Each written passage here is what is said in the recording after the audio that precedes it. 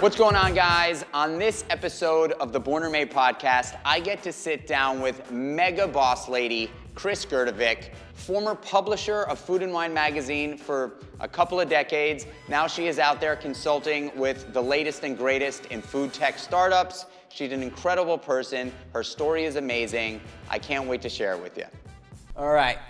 So, I could not be more excited to introduce my guest on the podcast, Grdovic.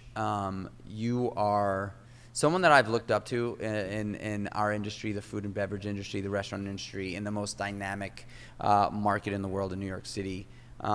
Chris essentially ran the show at Food and Wine magazine for 20 years. And has done a plethora of other things in just food and beverage, consulting, brand advising, and now I think more so than ever, you're really stepping into the world of helping companies grow and look at things differently in the consulting world.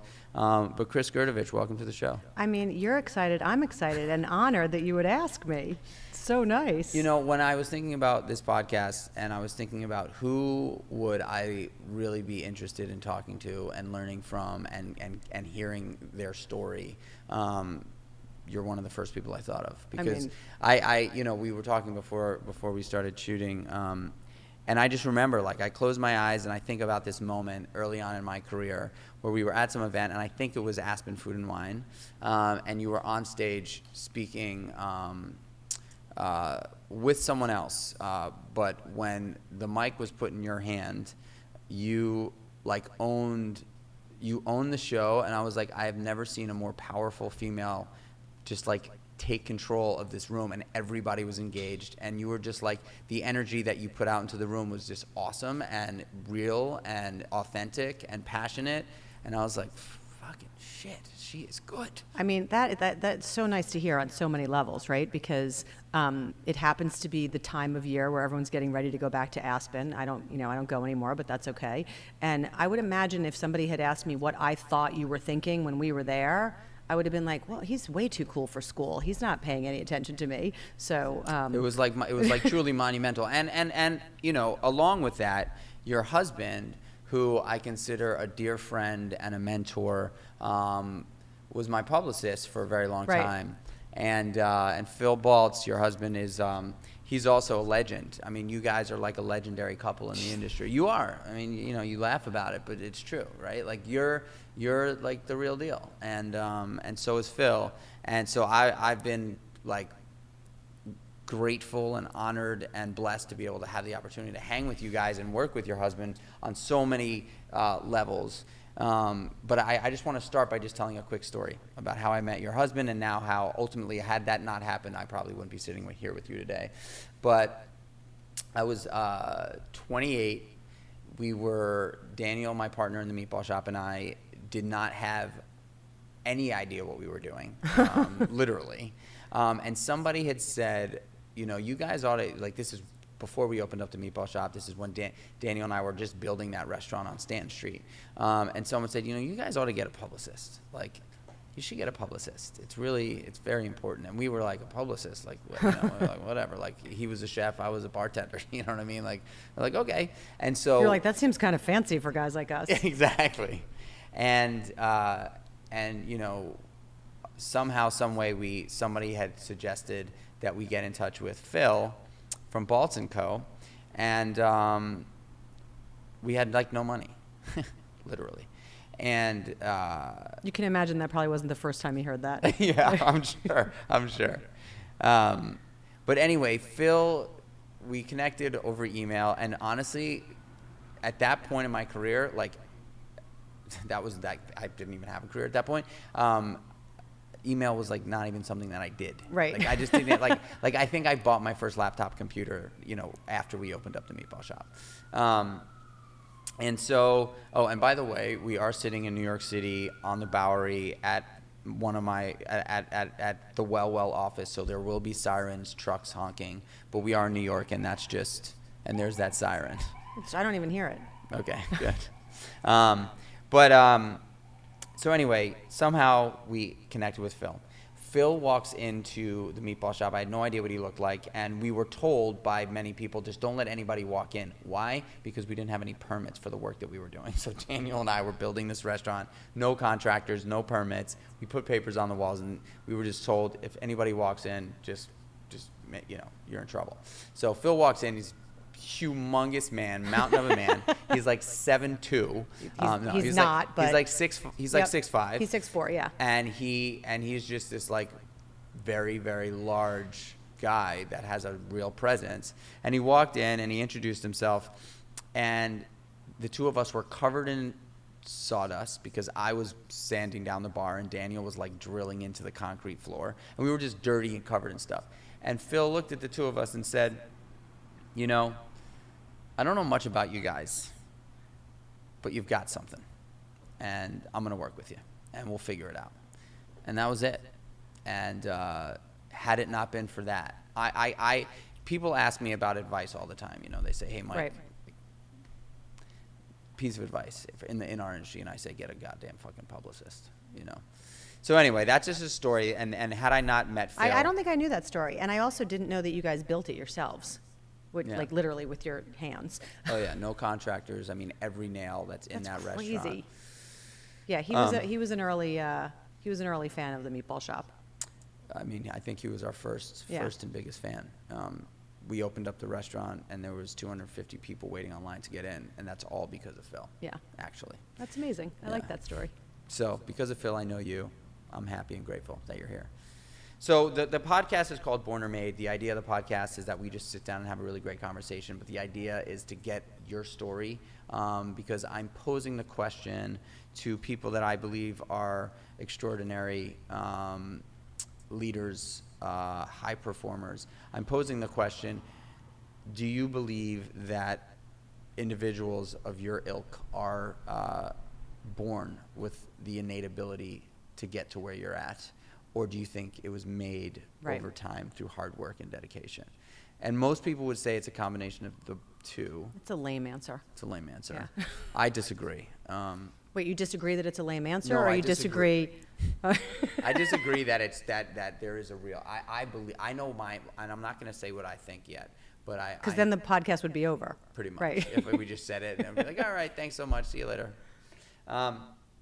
So anyway, I would love you to get into your story. And as early, I think it's really cool to go as far back as you can remember. Childhood, as early in childhood as you can remember. And tell us stories. Tell us something that sort of stood out to you throughout your childhood or potentially adolescence where you were like, I've got something.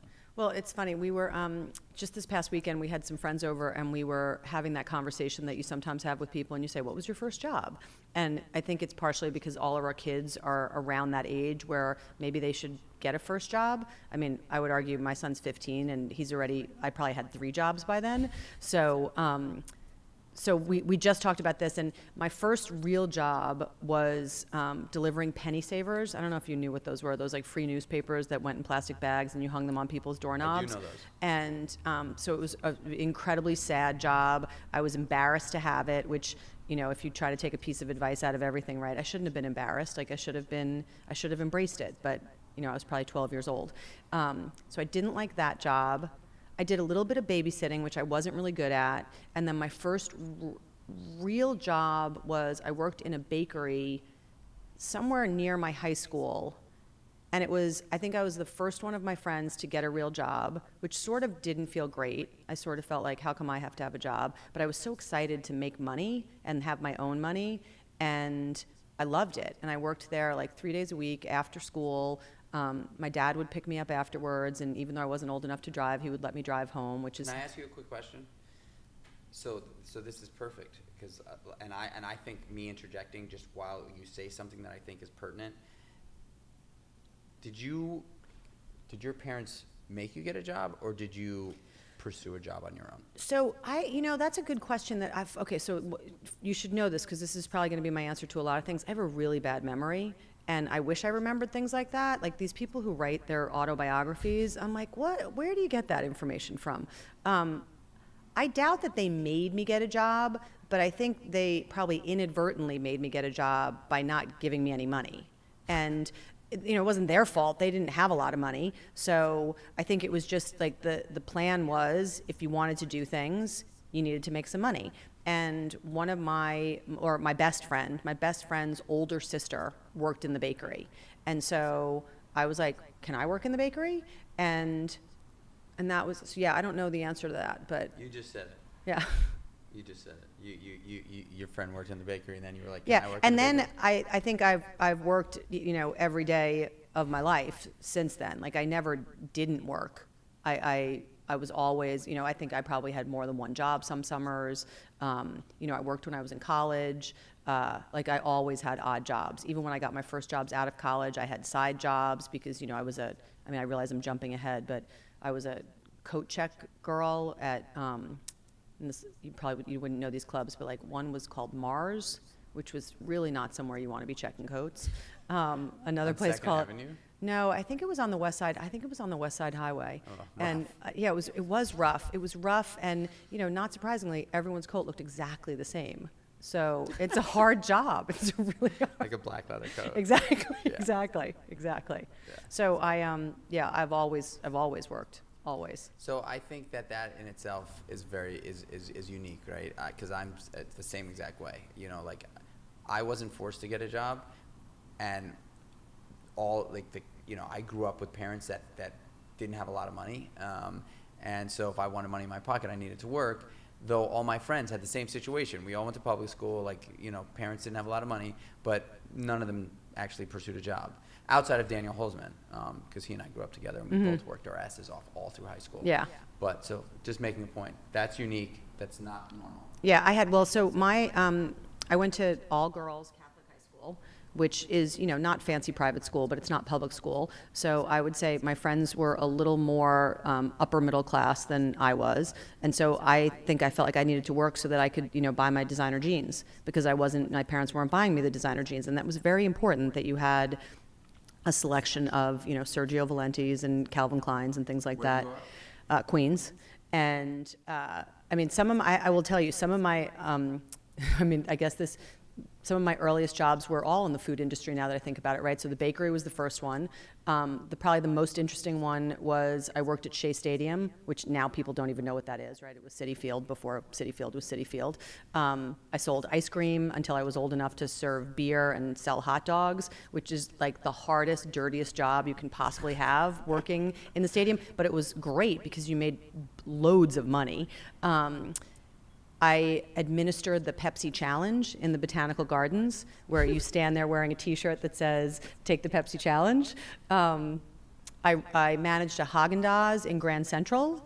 So I have a lot of random food-related experiences. So you've worked. Yeah. Till this very moment, from 12 on. Yeah. Pretty much.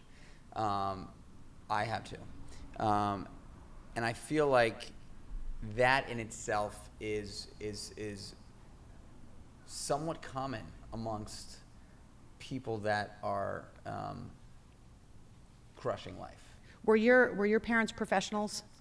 My mother was a secretary, and my father was a lighting designer / electrician. So professionals, I don't know. My dad would like to call himself an entrepreneur, and I honestly think he was an entrepreneur at heart. My mom worked for the same dentist for 30 years. So, professionals, I don't know, but I certainly know that there was a level of work ethic that I picked up from my parents, because my mom left the house every single morning at 6:30. It was just that was just it. Whether I was up or not, she was out the door. So we had is 100% something that my brother and I picked up from my parents. My father worked in a factory his entire life, like his one job. He worked in a factory, and if he had the opportunity to work more, he would, it was an hourly job, he would work more. Sometimes there was no work, so he was on unemployment, which, when I was growing up, I thought everybody had that. I thought that was the deal.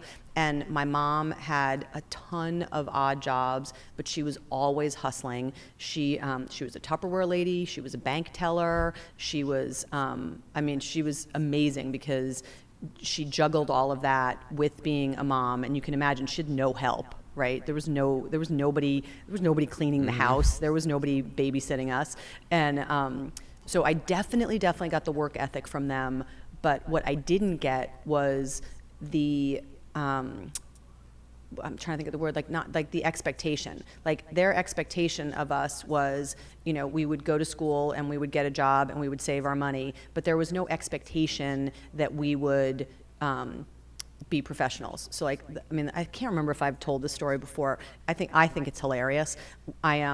So I'm the first person in my family to graduate from college, right? So I graduated from college, and my dad, I don't remember when, but my dad says, you should take the post office exam, which, no offense to post office workers, right? So it's a perfectly fine career. Government gig. I didn't want to be a post office worker. I didn't want to take the post office job. But as far as my father was concerned, that would be a, you know, secure. Safe gig. Exactly, a safe gig. And I would probably get a pension, and I'd be set for life. Retire at 59, Right. and just have, like, you know, move down to Florida and Right. live in a condo. So I didn't do that, in case, I don't want to ruin the ending, but I didn't do that. Yeah. So you hustled all through adolescence, and you sort of, work was just in your blood. Tell me about what happened after college. So I spent 2 years in Oneonta, which I really didn't like. So then I went to Albany for 2 years. I graduated from Albany, which I liked a lot better. I'm really a city girl. I was a cater waitress the entire time I was there, which I loved. I worked in the faculty cafeteria, which again I also loved. And then I came home, and I literally had no idea what I was supposed to do. All I knew was I wanted to live in Manhattan. Like, I had no expectation of what kind of a job I should have. I thought maybe advertising seemed cool. I don't think I knew what it was.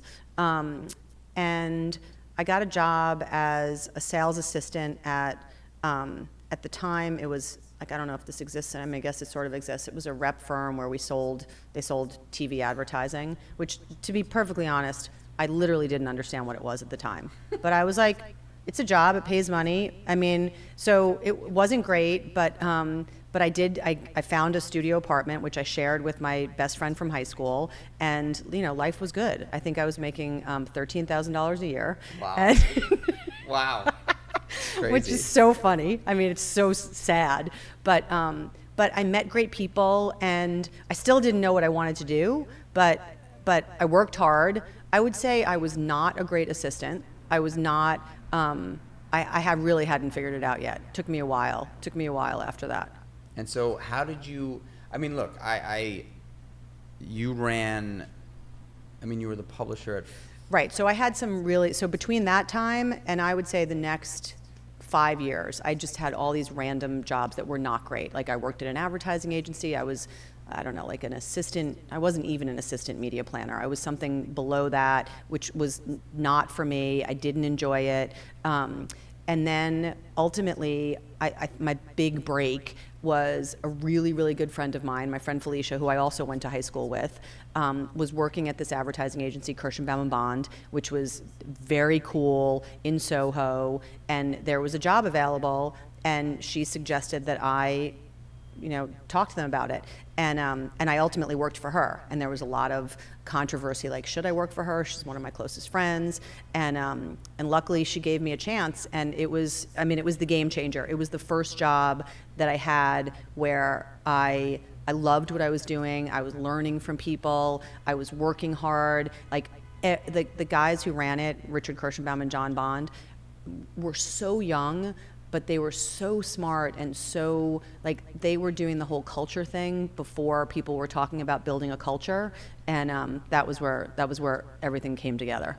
So you just said a word that really speaks, you know, it's like the symphony that goes on in my head constantly.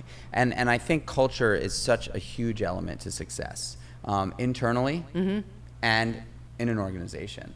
You know, like, I think it starts internally, right? If the culture inside of your ears, you know, in between your two ears is off, it's a really bad place. It's a really dark place. And I think the same goes for culture within a company or organization or Right. business. that is such an important element to every business that I've created, and I think every business that you've been involved with as well, from what I know of Food and Wine specifically. I mean, when you think about the festival, right?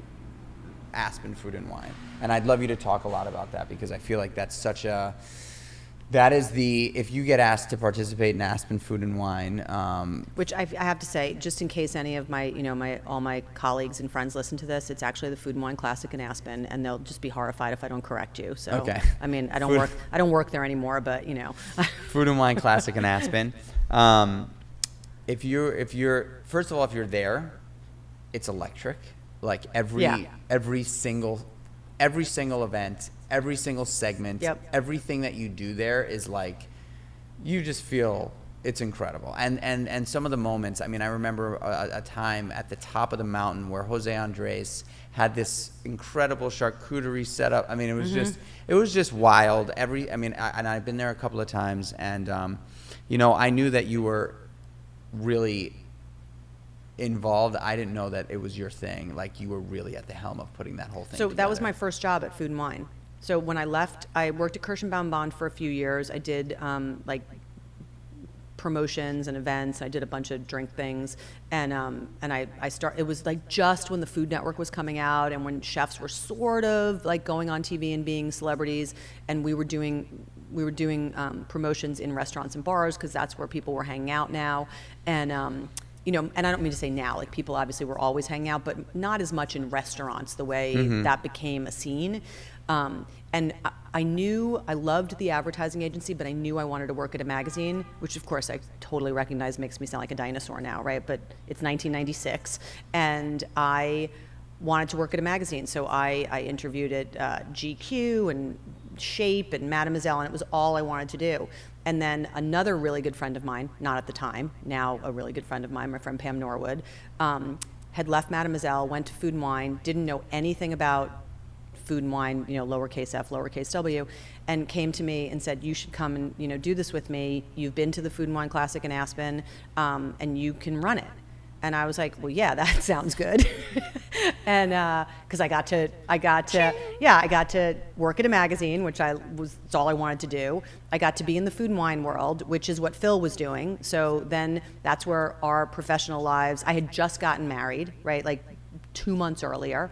And it was great timing. And so I went to Food and Wine, and the Food and Wine Classic was already great. But then we, together, a bunch of us, really turned it into, a money-making business, for all kinds of things, and, chefs wanting to be there and all that important stuff. Yeah, I mean, I gotta say that, when, from my standpoint, from my side of the fence, coming from the restaurant technician's point of view, it's a real sort of milestone in anyone's career in the industry to be there. Just to be there to participate, but to be involved in some way is like, it's really intense, and it's like, and I think anybody would agree that, if you were cooking at the Food and Wine Classic, good job.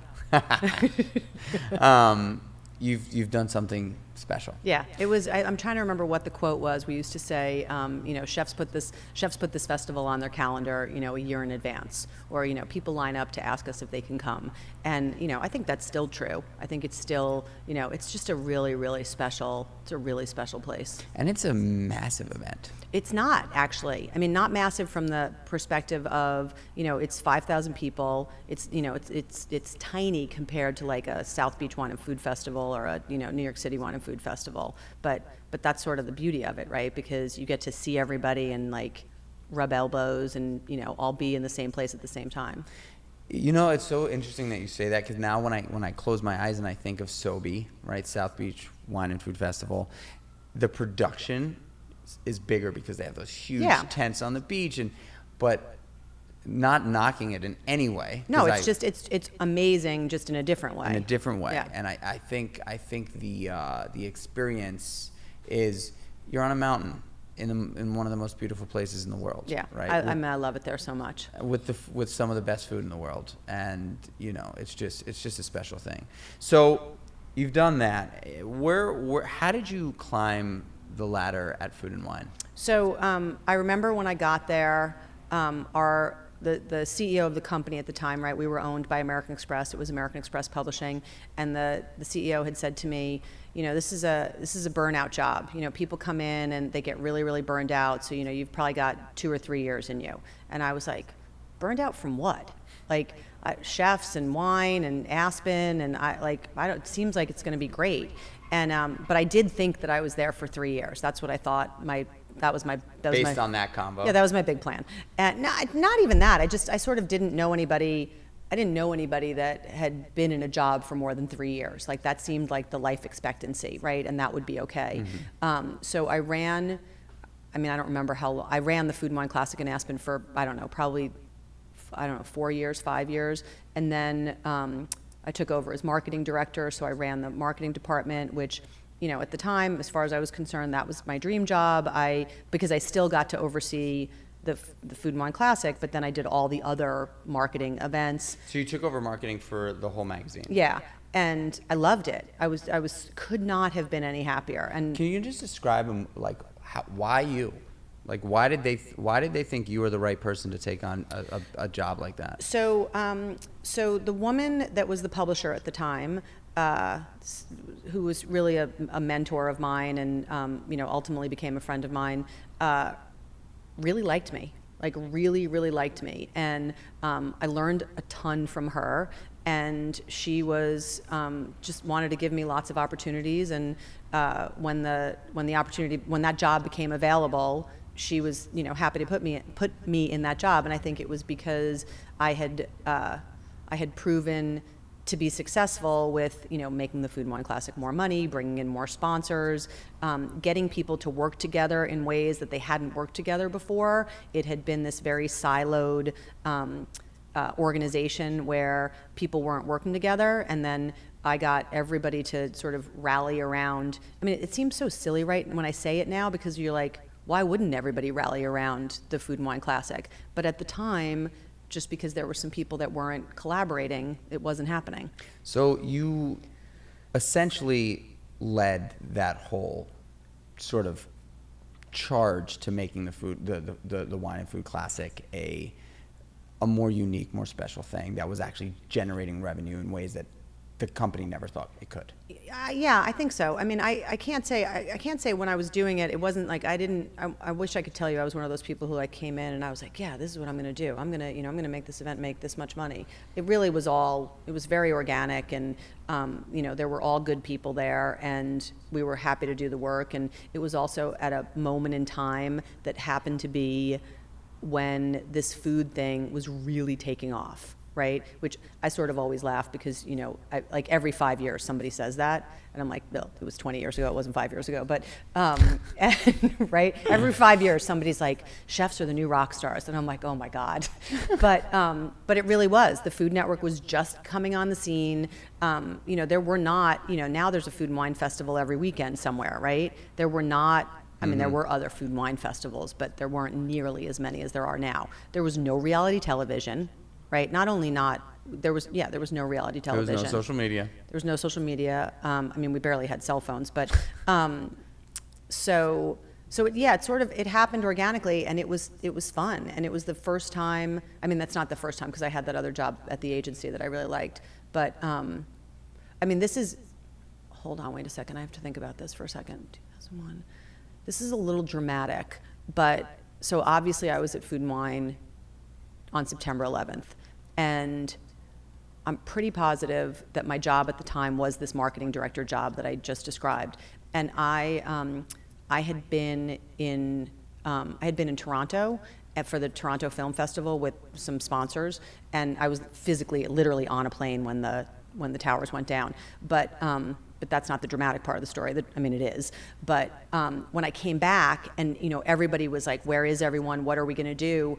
And we put this plan into place the next day. You got everybody's. You had people create these personal email addresses, which they hadn't had before, and there was a plan for people to call each other. And I feel like that was the first moment where I was like, "Oh yeah, I'm in charge of this. Like, I'm in charge of these people. These are my people. I'm responsible for them. I need to know where they are. I need to make them feel like we're going to be okay. They're going to be okay. That was my moment. You know, I mean, I'm listening to you, and I feel I just keep hearing leader. Like, you have this leadership. Even just talking to you, you own what you say. So outside of just your drive and your ambition from as early as you can remember, really, you know, hanging penny papers on doors, like what, I mean, it's true, right? There, you know, not everybody has that drive and ambition. You know, you just said, I'm going to do that. What do you think, what skill do you think you bring to the table that sets you apart? You know, I don't believe people can just become a leader. I don't think it just happens. I think that there's something that you have that you bring to a group of people that they want to follow you. And so what do you think, if you were able to try to, I'm trying to put you on the spot here, but I'm putting you on the spot. Don't worry, I thought about this before I got here. Cool. Yeah. Cool. So I think, I think it's different. I do think it's different for different people, obviously, right? It's a different mix of things. I think for me, it is the mix of hard work, right? Like I definitely feel like I'm not a like try to find the shortcut kind of way. I'm also very much like dig in, get my hands dirty, like, you know, do every piece of the job. I think for me, the reason it worked is because I care. And it might sound a little trite, but I think there are some people that are leaders, doesn't mean they're good leaders, right? That just don't care about people, right? And that doesn't make them bad people, right? They could be great people, but like I really cared. Like I cared how your weekend was. I cared, you know, if you wanted to get a promotion or a raise, or like I cared, not about everybody, right? I don't want to like there's always somebody that you were like, okay, that person's not for me. But for the most part, I wanted to see people succeed. I wanted them to be happy. And even now, like, I feel like whenever I have a conversation with somebody, like even before when you and I were talking, I was like, who's going to be the audience for this podcast? I was like, maybe we can get a sponsor. What can we do? How can we get more people to listen to this? Like, I want to help. So marketing director led to what? So marketing director led to associate publisher of marketing, and then there was a big shakeup of senior management moving around, and then I took over as associate publisher of marketing and sales, which was sort of a big deal because typically marketing people didn't oversee sales. And sort of to answer your question from before, like why would somebody give me that opportunity? It was because I had worked with all these salespeople, and we had great relationships, and we worked really well together. So someone gave me that opportunity. I don't know if it's a funny story. It's an interesting story. I think you probably know JP Carrillos, another good friend of mine. He and I were associate publishers side by side, and at the time, this woman who had been my mentor went over to be the publisher of Travel and Leisure, and she wanted us to go with her. We didn't want to go with her because we wanted to stay at Food and Wine. We loved it, and we wanted to run it. And so JP went to our, at the time, CEO and said, so we have a proposal for you. I'm going to be the publisher, and Chris will be the associate publisher, and, you know, she'll teach me marketing, and I'll teach her sales, and, you know, the business is great, so we'll just keep running it, and everything will be fine. And he said, yeah, no, we're not going to do that. But JP persevered, and people came out for us. You know, it was the advertisers, the chef community, and people said, yeah, you should give them these jobs because like we like them and they're good at it. And so it took a while. And it was sort of it was almost like an election where people had just like really rallied for us. And so so he was publisher of Food and Wine, I was the associate publisher, we were doing it together, it was great, we were good friends, like we were just so happy to work hard together. And then less than a year later, Julie decided that she didn't want to be the publisher of Travel and Leisure anymore, so she left, and JP became the publisher of Travel and Leisure, and Ed Kelly, who you know had said, no, we're not going to give you these jobs, then said, okay, now you're the publisher of Food and Wine. And I did that for 10 years. I mean, that's an incredible path to get to this really important job. I mean, I think placement in Food and Wine magazine at that time, real placement in Food and Wine magazine at that time, was like really career shifting for anybody who was able to accomplish that. You know, we rarely made Food and Wine in print. I think we might have once or twice with the Meatball Shop, but it was always like, you know, when Dan and I would sit down and talk about, hey, like dream, and I think any sort of young chef / entrepreneur restaurateur in our industry would think about, you know, like what would really bring this to another level. Yeah. Its placement in Food and Wine magazine. Yeah, we had those best new chefs every Mm-hmm. you know, every July, or on the July issue, the cover of the July issue. Our editors would choose these 10 best new chefs. I mean, they still do it. And one year, one of them came to I'm pretty sure it was Gavin Kaysen, and I think it was Gavin Kaysen. I hope One I'm of the not best getting that guys on wrong. the planet, It by the sort of way. doesn't matter if I'm getting it wrong, right? Because he's awesome, and if it's not, it's fine. It's still a good story.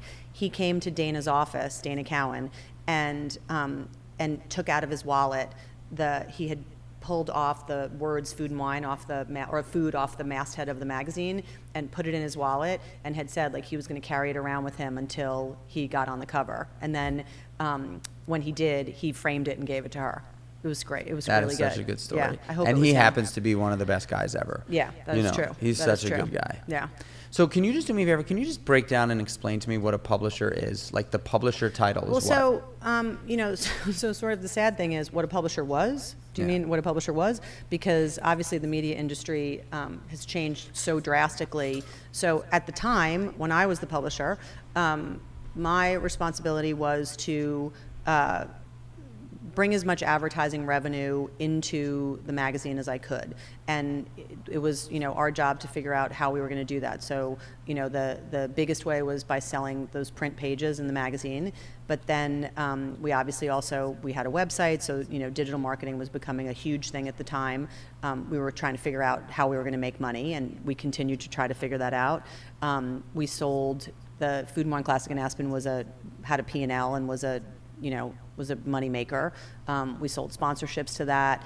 And then sort of towards the end of, I don't want to say towards the end, but, you know, you were always looking for new revenue models. So it was, you know, we launched a wine club, and, you know, we launched a website for millennials. And, you know, I brokered the Top Chef deal, which, I mean, how great is it that show's still on TV? I mean, when we did that, we had no idea, you know, we thought, well, we'll give it a try. If it doesn't work out, you know, no one will remember it. Game changer. And I mean, game changer to Yeah. the industry, yeah. that show. And so things like that, you know, so all the sales and marketing people reported to me, and we had a great time. We had a really, and I had an amazing team that I feel like so incredibly lucky to have worked with them, because, you know, as much as I learned so much from everybody, you know, because for me to be the publisher, having not been a salesperson, was completely untraditional. So that was how I sort of did it backwards. You know, I think not obviously as media sort of transitioned from print to digital. I mean, not everything. There's still great magazines, Food and Wine being one of them, but not everybody made it, right? Yeah. Not everybody made it. And I think, you know, there's something to be said for people that are part of a team that are in an industry that potentially is on the fritz, where the successful ones that have made such an impact have legacy. Because I feel like that, at the end of the day, you know, it's one thing to create a business that makes an impact. It's another thing to create a brand that Yeah. survives the founders and the people that started it and made it what it was, Yeah. right? And that, in my opinion, you know, there's a great book. This guy, Tim Collins, wrote this book called Good to Great.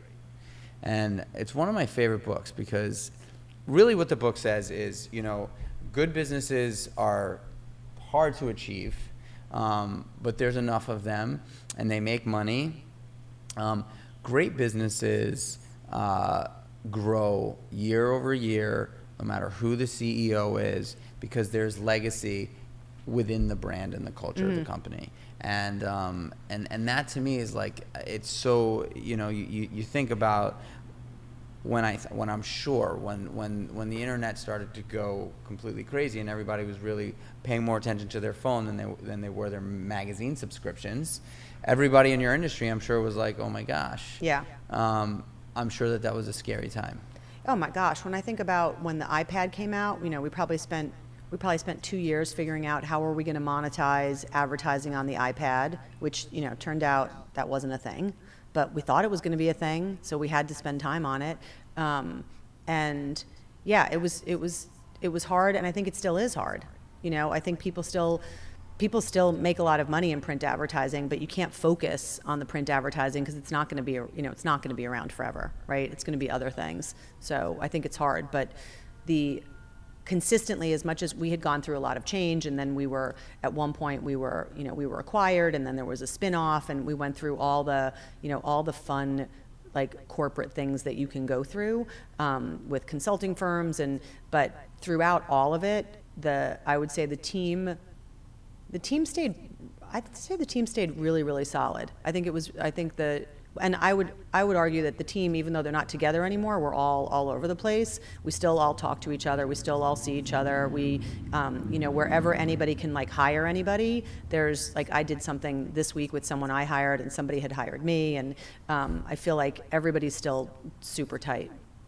Is there a piece of advice that was given to you that you consistently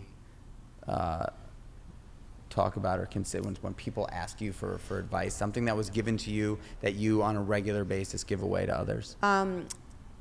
Yeah, so I think it depends on the situation what the advice is, but I think some of the career advice I have given to people over and over and over again was from Kirschenbaum and Bond. I can't remember if it was Richard or John or somebody that was at the agency, but it was do the job you want next. It's really good, right? I like that. That's really good.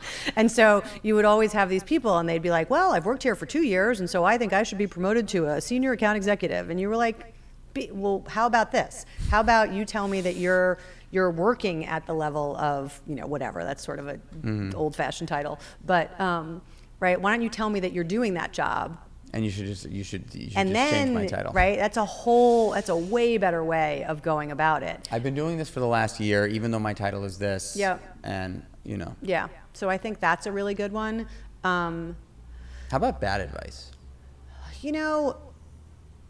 I thought about that before I got here, and I actually couldn't think of any. I don't think that means, I'm positive that doesn't mean I haven't gotten bad advice. I think it just means I couldn't remember it. Yeah, I can't think of I have other good advice. Yeah. I think. I'd love it. I think another one I give to people a lot is that perception is reality, because people get so stuck in their own head, and they think what ththey're doing is what people are seeing. And I wish I could come up with a real life example where somebody would say, this is what I did. And I'm like, well, but somebody still thinks that you did this. And so that is, in fact, the reality. We can't change that. So I think perception is reality for people other people's perception of a situation. Yes, 100%. Even if that person was not actually intending on doing what that person is perceiving, what that person is perceiving is actually reality. Right, so you need to fix that situation, not the situation that you think it is, right? That's the other one.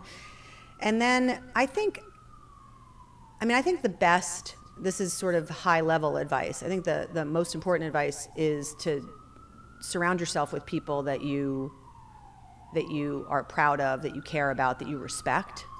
You have to, I'm trying to remember what the term was that I used to use, because I had I had a list of top 10 things you should do. I can't remember what they were now, but some of them were, no is never no, but better answer is no, but, and, oh, I know what it was, assume the best. assume the best, right? Because you know how people get caught up in the, well, I work harder than this person, or I work longer hours than this person, which especially in today's day and age where people are available, 24/7. They're not just working at their desk, they're working, walking down the street, in their bed, whatever they're doing. And if everyone assumes the best of each other, it creates a much better team. You just said something that, like, I think work today, I guess for me as a restaurant technician for so many years before I opened up a business, when I thought about work, or when I think about work, I've gotten a lot better about it now because my work is not necessarily something that you can see constantly because I'm never not working. I am on at all times. Which is very different than the way it used to be. Very different. And when I got into the restaurant business, I thought in my head, because I was so used to working 60 hours a week as a technician, that like owning a business, I was like 60 hours. I do that in my sleep. And by the way, like my wife hated me for it, but like I worked literally for the first 18 months. I can honestly say I didn't take a single day off, and I thought it was necessary, and neither did Daniel. I remember clearly the moment when the two of us were sitting in front of the restaurant, and we had literally been there 18 months straight, give or take a few weeks, and we both looked at each other and said, you know what? I think we can go have a cigar. And we both walked to go have a cigar the first time that we left the restaurant while it was open. Wow, that's intense. It was intense, and honestly, I don't think it was necessary, but I think it made the meatball shop what it was. I think that attention to detail for us to be there, but it's different today. You said people don't know really. Assume the best. Like people don't know when somebody is necessarily off, right? Because with the phone. Like you can be off hanging out in Barbados for sure, right? But like, just because somebody is not in the office or not at the restaurant doesn't mean they're not constantly thinking about working on conceptualizing, building, emailing, talking, texting. Well, assume the best is obviously it's not just professional advice, right? It's life advice, right? Because everyone's got shit, right? And like you. And there's nothing, I don't, but there's not right. Everyone except you, right? But there's like nothing worse than like you think something about someone, or you say something about them, and then you find out that they have something difficult going on in their lives. Everyone has something difficult going on in their lives, so that you don't know about. I like this question because this next question I think is we're in such a fast-paced, hypermobile, constantly changing environment where new products come and go, and sort of sporadic purchasing is like through the roof. You're on social media, there's a thing that comes up that says shop now. Yeah, like this is going to remove every bad thing in your life. Buy it now. And you just are like, oh, cool, boom, boom. Is there something that you own, that you've owned for over 10 years? Yeah. That you use in your life as either a tool or just something that you have that makes an impact, that if you were to lose it, you would do everything in your power to get it back? You gave me this question ahead of time, so I did think about it.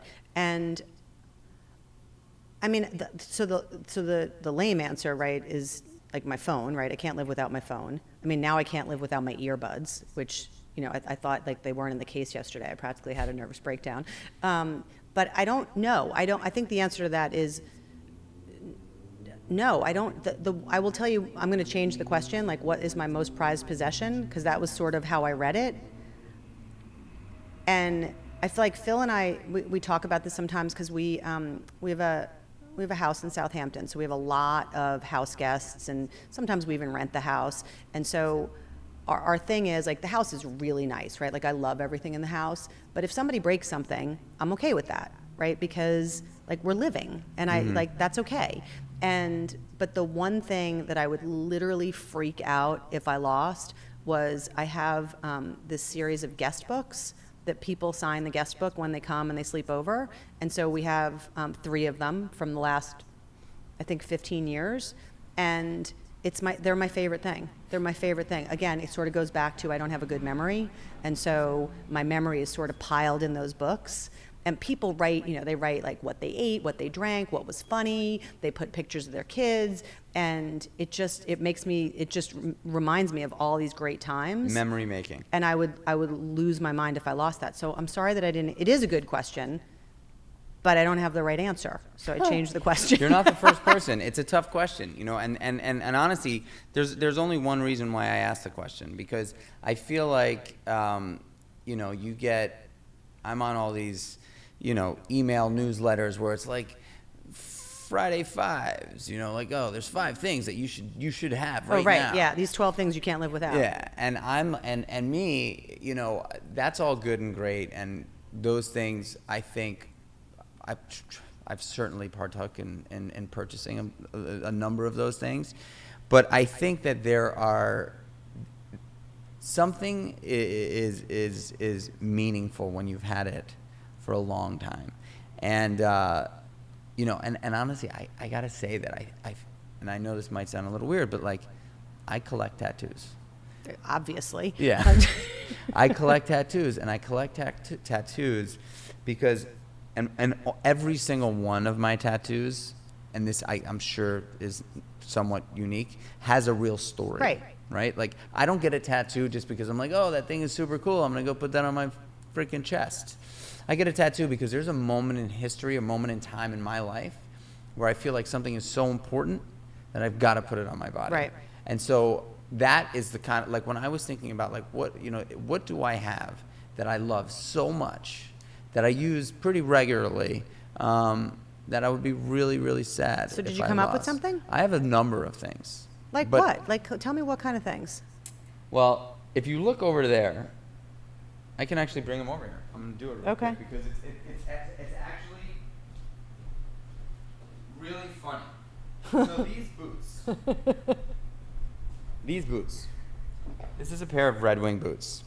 I bought these boots before, and I did not plan on this, so this is not like a plan. Do you have other props that I don't? But these boots I bought right before I opened up the meatball shop. I built the meatball shop in these boots. Okay. When I got incredibly stressed out when we were building the restaurant, and my feet, for whatever reason, got so swollen. My feet and my hands got so swollen from stress and just working 18 hours a day, and it was so rough that, like, I had, like, the boots stretched out, and I've had these boots resold 10 times. Okay, but so if the boots disappear, right? If you lose them, they get stolen, whatever. Are you going to go buy those same boots? I am. But they're not going to be the same boots. They're not going to be the same boots, but I feel like that is, like, I have stories that I can tell about those boots. Yeah. That those boots really mean something to me. Yeah. And actually, I built a restaurant in those boots. I've hiked mountains in those boots. Like, those boots are. And you still wear them as boots? I wore them here. I feel like I had an investor meeting. We know what I do when I have an investor meeting? I put on loafers. You put on the fancy shoes? Yes. I feel like maybe at some point those need to go in like a plexiglass box on a shelf. They will. And the funny thing, when we sold my wife and I sold our apartment about 2 years ago, I'm a collector. I just am. I'm not a clutter guy. I really need, like, obviously open, good feeling space, but I'm a collector. Mm-hmm. And shoes are, like, I don't think I've ever thrown away a pair of boots. I like to wear a pair of boots to the bone. Right, yeah. No, and then get them resold. Yeah. And, like, have them, because my feet aren't growing anymore. No, they're not. Unfortunately, they haven't grown since like 9th grade. So, and that's the beauty of hitting your peak in growth. Unfortunately, my peak in growth, I could have grown a little further, but I have shoes, that I've had for a really long time. I don't know what it is about boots. I don't know what it is about shoes that I just don't want to get rid of them. Right. So my wife. I like that. She hates them? Well, these boots, she's been trying to get rid of for a very long time. She's like, Mike, those boots are just. I think they need to become an art. They need to become an object. I love these boots. But, I feel like there are just things, we pay so much more attention today to things that don't actually have meaning, that are going to help us potentially be more organized, or going to help us potentially disconnect. Well, I do really like the things that make you more organized. So do I. I mean, sign me up every day of the week. I'm with you. But, like, and I use those tools too. Yeah. But every 6 months another one comes out. Yeah. You know, so like there's never like a real connection. I gotta tell you, like there is an email app that is the best thing that's ever happened to me. It's a new email app. It works over Gmail. It's called Superhuman. If you're not on it, you need Oh, to I get saw it. that at the bottom of your email, and I was wondering what that was. Oh, it's like an invite only. It is the best thing that's ever happened to email, Okay. for sure. I'm going to need to know more And they're about not that. paying me to say that. Okay, I'm going to need to know more about. Well, maybe they 'Cause will you would- after this. You'd really like them. But EI or IQ? EI, 100%. Why? 1,000%. I mean, in two ways. One, me personally, I have much more EI than I have IQ. I've never been, like, I was fine in school, but I wasn't great. So EI, like, all the way. And then I think I like to choose people, right? People that work for you, people that are your friends, more on their emotional intelligence than their IQ. I mean, I like to be around smart people, but Do you think it's always been that way? for me personally, Just in general, because I feel like there are so many more people that are focused on EI today than IQ, and I don't think that has always been the case. no, I don't think it's always been the case. And I think there's, yeah, well, first of all, I think there are some people that didn't know what EI was, right? And I think if they didn't know better, they say, okay, well, I'm going to choose the person who is, looks best for this job. They have the best experience. But for me, it's always been they have to fit in, right? They have to fit with the group. They have to, some people will disagree with this, but I have to like the person, like, and I know some people say, like, and I'm not that doesn't mean I have to be friends with them, right? I definitely do not need to be friends with everybody, but I do need to like them, because I feel like the people you work with are the people you spend the most amount of time with. And I know other people not everyone feels this way, but I'm not interested in being around people. Like my test used to be when somebody was interviewing someone and they would, narrow it down to two people, and they'd be like, oh, I can't figure out who it is. And I would say, okay, well, if you were stuck in the airport for 9 hours, who do you want to be with? Because inevitably you will be. And so that's the test.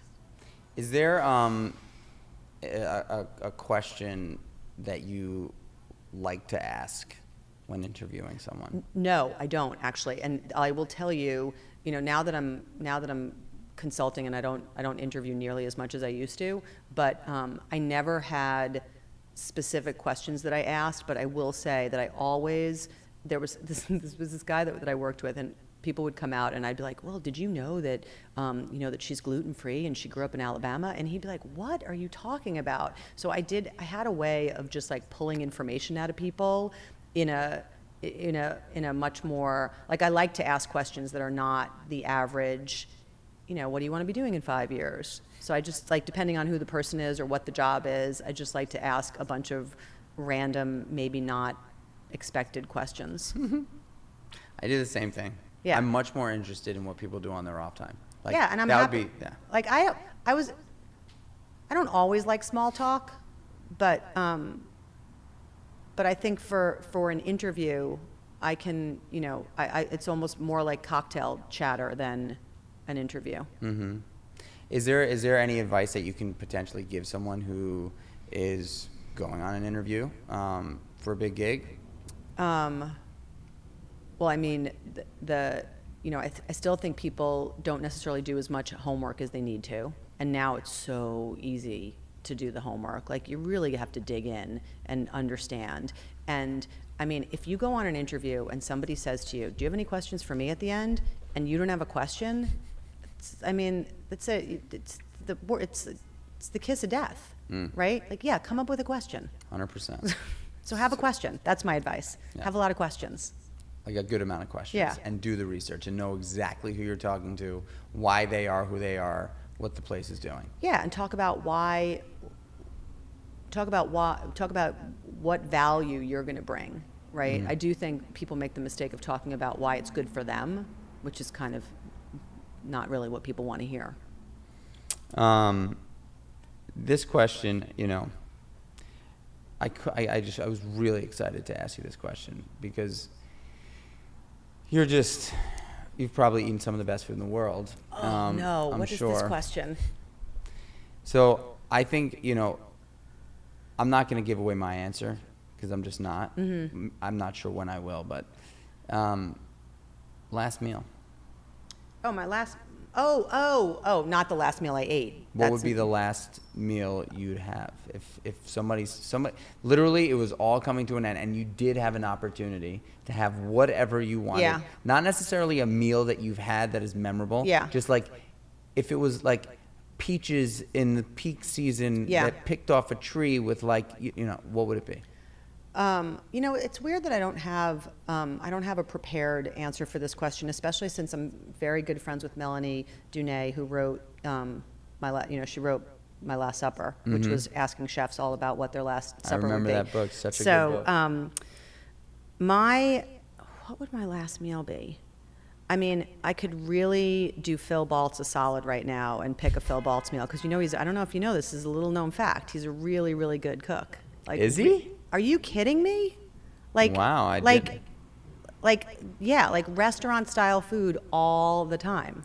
Wow. All the time. I did not know that. Yeah, he's really good. He's really good. But I don't have one meal. I will tell you what it would be. It would be probably really, really, really great pizza. I love pizza. I love pizza. I love good pizza. I love bad pizza. I like English muffin pizza. I like all the pizzas. Cold pizza. Pizza bagels. I mean, I haven't had a pizza bagel in a really long time, but I did grow up in Queens where the pizza bagel was very popular. But so I would have just great pizza, like Raza's. I'm so happy you're from New York. Like, I didn't know that you were from New York City. It's so rare. Yeah, I mean. And that's why I'm drawn to you. Like, I am drawn. I love New York people. Where in Queens? I grew up in Flushing. I went to school in Jamaica Estates, in high school in Jamaica Estates, and and that's my. I'm the first, so I'm fourth generation New York City. I'm the first non-Queens kid. My sister was the first non-Queens kid. I'm the second in our family. My whole both sides, mother and father, are Queens. So you come from a long line of Queens. Long line of Queens, Yeah. long line of the Mets and the Jets. So so you appreciate that I worked at Shea Stadium. I do. Yeah. And I have some great memories. My dad was probably the most incredible. There was very few things that he was incredible at. I miss you, Dad. I love you, but he was a bit of an asshole. He loved the Mets. If I was the Mets, I would have been really happy. He loved the fucking Mets, and he loved the Mets. He loved the Mets. I am a Yankee and Giants fan. Yeah, I mean, I can't. People ask me. I mean, I'm not a big. I don't really care one way or the other, but I feel like I do have to. For more than one reason, I have to be with the Mets. I mean, You're I can't, from Queens. right? And I worked there. Like, come on. Yeah. I so much fun talking to you. Okay. So what are we going to say? Born or made? So we're getting there. I mean, I know it's your podcast, so. I gotta ask, Chris Grdovic, based on your story and this podcast, and I'm sure you've thought about it before you got here, do you think high-performing, sort of extraordinary leaders of industry are born with the ability, or it's something that was made over time? It's something that's made over time. Wow. Yeah. That is amazing. Well, because I love it. I mean, so yeah, I think a lot of people are going to say, oh, it's a combination of both. Like, of course it's a combination of both, right? Of course you're born with certain things, but I think really good leaders, I think one of the qualities, you asked me before, I can't remember how you phrased it, but like, what's the quality that makes you a good leader, skill, right? yeah. And I had said caring, and, but it's also learning, right? You want to always be learning, and like that would sort of imply that if you were a great leader when you were 30 years old, which you could be, right? You could be a great, or 25, whatever. Are you going to be that same great leader when you're 50? Or are you going to be a different leader, a better leader, right? So. It's so interesting, and it makes me so happy that you said that because, it's working. Like the conversation is working because the other people that I've met, like I've been asking this question a lot just in general, and it's 50-50, and some people are like, oh yeah, it's a mix of both, Well, but some people are like definitively born. No. So here's the thing. So I would say a couple of things against that, right? like, Now I feel no, like I want to it make is it. not. I want to have a whole debate. One, it can't be born, because if you said that to people, right? So like if I say to my son, "Oh, leaders If you are don't born," have it, you don't have it.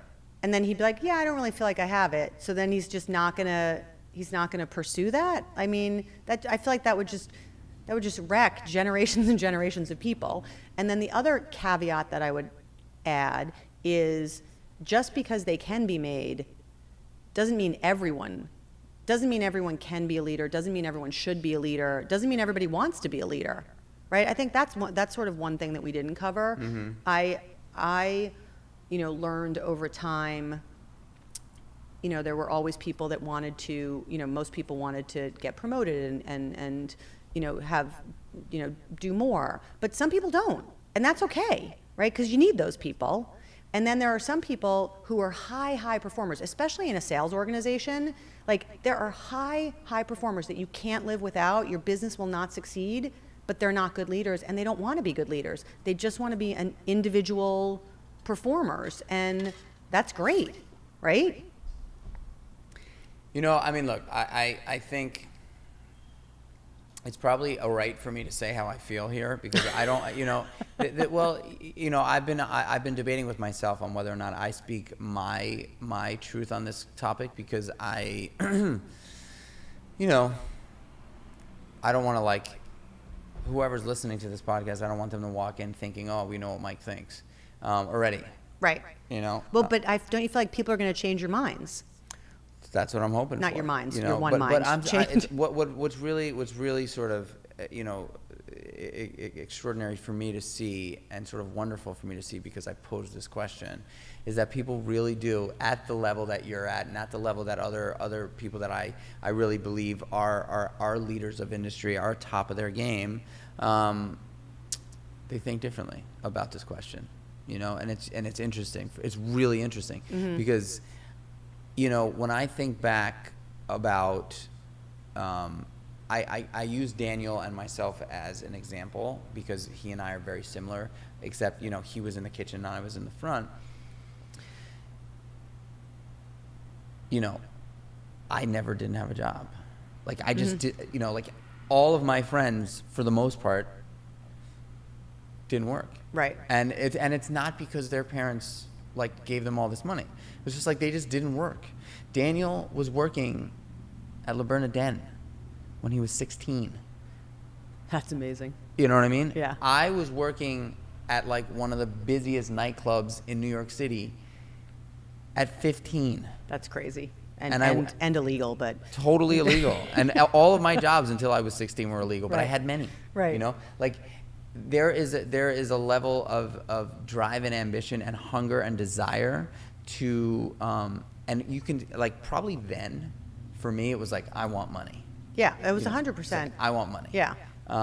But now, when I look back on it, I really wanted to work. Like, I really wanted to excel. I really wanted Yeah. to learn. I really wanted to be around people that I thought were, like, cool and better than me, and that I could absorb information from and be better from. And it's hard for me to say that everybody has that.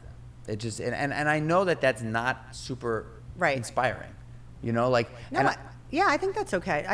Not everybody has it. Not everybody has it, but that's okay. totally, We can't all be the same, 100%. right? You can't have all, right? What's the... But asking me the question, Okay, so if I ask you the question, born or made, what is your answer? born, It is. 100%. Really? 100%. Interesting. 100%. So I think, and we might edit this out, we might not, but, like, I think that I thought entrepreneurially from as early as I can remember. Okay, so interestingly though, I think that's a different thing though, right? I think entrepreneurship is very much, I think you have it or you don't have it. But that's not totally the same as being a leader. Well, I guess the question that I'm asking is not only about leadership. It's about high performers, extraordinary people, Yeah. and leaders of industry. So I'll have the cool thing and the interesting thing is I'll have people from all different sectors, right? I would say in your case, you're a true leader, right? Like you led a large group of people. Yeah, and it was, of all the things I did, it was the favorite part of my job. Like my favorite part by far. What I will say about my path is that I also believe that I am able to lead a group of people in a really positive way, and it's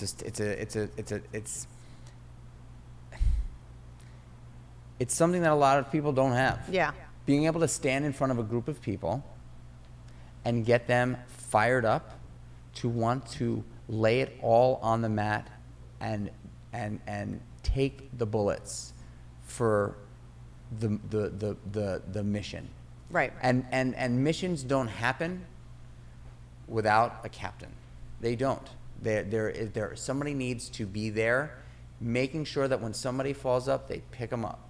When they drop the ball, they pick that ball up and put it back in their hands. And they drop the ball again, they pick it up and put it back in their hands, and then they make a decision whether that person needs to stay or go. And great leaders are able to do it in a positive way so that the relationship is not tarnished for the most part. But entrepreneurs and leaders, I feel like there's a correlation. There's a correlation. There's a reason why you are a leader, and there's also a reason why you were working when all your friends were not.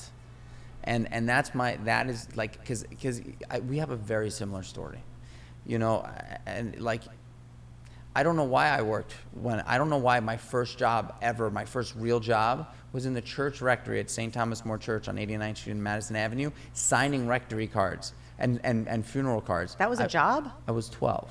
I got paid minimum wage to do it. Oh, 'cause I was a lector, but you don't get paid to be a lector. I was paid. That was the earliest signs that I liked speaking in public. So like, out of all the out of the businesses that I've created, I've always been the one to get in front, to stand up in the middle of a thing and tell people how great they are. Right. Get people excited, fired up, thank them for being here. That person, and I'm also the one that is going to work harder than everyone else. So I think I don't want to change. I'm not changing my answer. I'm sticking by my answer. But I feel like there are some people that are born. There are some people that are made, and then there are some people that don't have. They can't be made because they weren't born with the. You're a maid. Stuff, you're a mater. Right. The stuff. You're a mater. It's all good. I totally am, because I feel like if my career had gone in a different way, and maybe I hadn't met the right people that sort of helped me and I learned from, I could have become one of those people that just did the job and just kept doing it, and that was fine, and didn't leave. This was so much fun. Thanks for having me. I can't even tell you how honored I am, and I'm going to listen to you tell that story about me and Aspen like once a day. That's going to be my power pose. I'm going to listen to that. That story, literally, when I was thinking about this podcast and trying to come up with a list of people that I thought would be great to have on the show. I'm going to find that picture of you, me, and Daniel, because I can picture it in my head, and I'm going to find it. I think I have it in my phone. It is. Yeah, it's I think a I know great where it shot. is. There's two, though. There's one of us at Best New Chefs, and there's one of us in Aspen. So maybe we'll use it for well, this. Congratulations. This is a cool thing you're doing. Thanks. And I'm so happy you said made. So happy. I'm so happy because, it's easy to cop out here, right? It's easy to just be like, blank. Oh yeah, it's a little bit of both. But you're definitive made. What are you going to do when people say it's a little bit of both? Are you going to force them to pick one? No. I'm just going to, I look, if that's what people think, I think it's a great conversation though. Because are you going to keep a scoreboard? That's a good idea. That's a really good idea. I mean, you don't have to call the people out, but you should have a born made both. I like it. I like it. That's good. Maybe I'll have like a pegboard right behind us. Totally. Awesome. Well, thank you for being on the podcast. You are officially a mater, and that makes me really happy because it's working. I'm here to make you happy. Thanks, Love you. Chris. Love you. That's awesome.